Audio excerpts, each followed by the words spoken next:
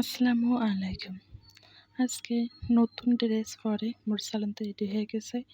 ওর dress কালকে তো নিয়ে এসেছিলাম, আজকে সে পরে স্কুলে যাবে। নিজে নিজেই ঘড়ি পড়ছে, বাবাটা যে কবে বড় হয়ে গেল বোঝাই গেল না। এই তো মনে হয় সেদিন আমার ছোট্ট সোনাটা আমার কোল জুড়ে এসেছিল, দেখুন আজ কত বড় হয়েছে। অনেক কাজে নিজে নিজেই করতে পারে। ওর বাবা একটু হেল্প করে দিচ্ছে, ওকে টাইটা সুন্দরভাবে সেট করে দিচ্ছে। দেখুন, মাশাল্লাহ মাশাল্লাহ বলতে কেউ ভুলবেন না। আর আমার বাবাটার জন্য সবাই দোয়া করবেন। ওরা তো বাবা ছেলে স্কুলে গেল। সকালবেলাটা ওর বাবাই ওকে স্কুলে রেখে আসে, আমি ঠিক 12টার সময় ওকে আনতে যাই। ওদের স্কুল ছুটি হয় 1টার দিকেই।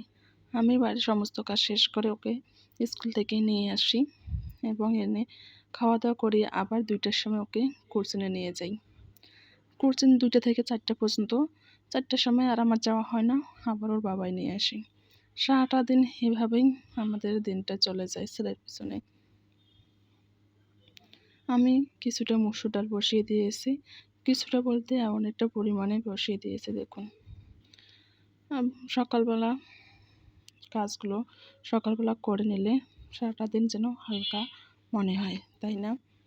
আমি পরিমাণের চেয়ে একটু বেশি বেশি করে আজকে রান্না করব, আজকে এবং কালকে এই 2 দিন একটু একটু বেশি করে রান্না করব। কেননা আমরা কালকেই আমাদের নিজেদের বাসায় চলে যাচ্ছি, মোরসালিন সহ। ওর বাবার যেহেতু অফিস ছুটি নেই, সেহেতু সে তো যাবে না। সেই জন্য আমি কয়েকটা তরকারি সুন্দরভাবে বেশি বেশি করে রান্না করে ফ্রিজে রেখে দিয়ে চলে যাব, যাতে সে সুন্দরভাবে একটু গরম করে খেতে পারে। মসুর ডালটা আমি অনেকটা পরিমাণে রান্না করেছি। এখন কলমি শাক দিয়ে আলুটা ভাজি করে নেব। এটাও আমি দেখুন কতগুলো ভাজি করেছি, এটাও কিছুটা থেকে যাবে।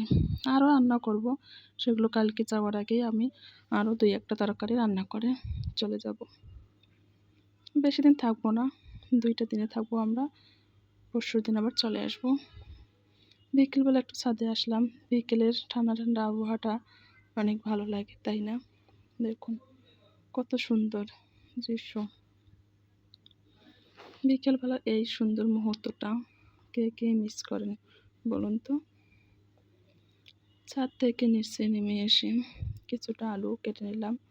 ভাবছি কি করব, দেখি আলুটা কেটে ঘরটা সুন্দরভাবে ক্লিন করে নেব। চিনি আমাদের ময়লা নিয়ে যান, আজকে আসেননি। উনি তো একদিন পর পর এসে ময়লা নিয়ে যায়, হয়তো কোনো কারণে আজকে আসেননি, সেজন্য খুব অনেক বেশি ময়লা জমে গেছে, হয়তো কালকে আসবে। সুন্দরভাবে ময়লাগুলো আমি ক্লিন করে রুমটা পরিষ্কার করে গুছিয়ে নেব। এদিকে মুরসালিনের বাবা কিছুটা আম এনেছিল, আমরা খেয়েছি, কিন্তু আমগুলোর পলিথিন থেকে বাইর করা হয়নি।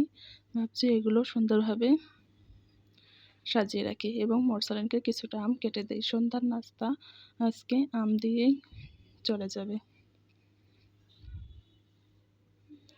এক একজনের এক এক রকম খাওয়া দাওয়া, এক এক রকম আইটেমের, তাই না? আমি যেগুলো আম বেশি করে পেকেছে সেগুলো এখন কাটবো।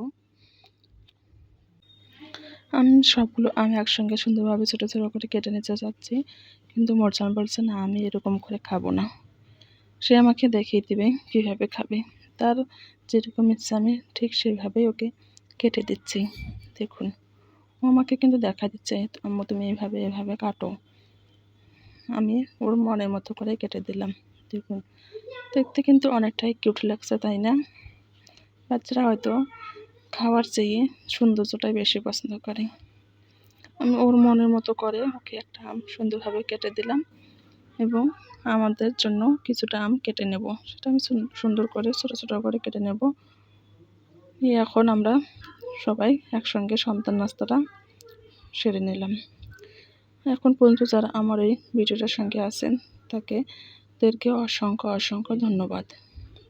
আমার চ্যানেলটা সাবস্ক্রাইবার করে রাখবেন। খুদা হাফেজ।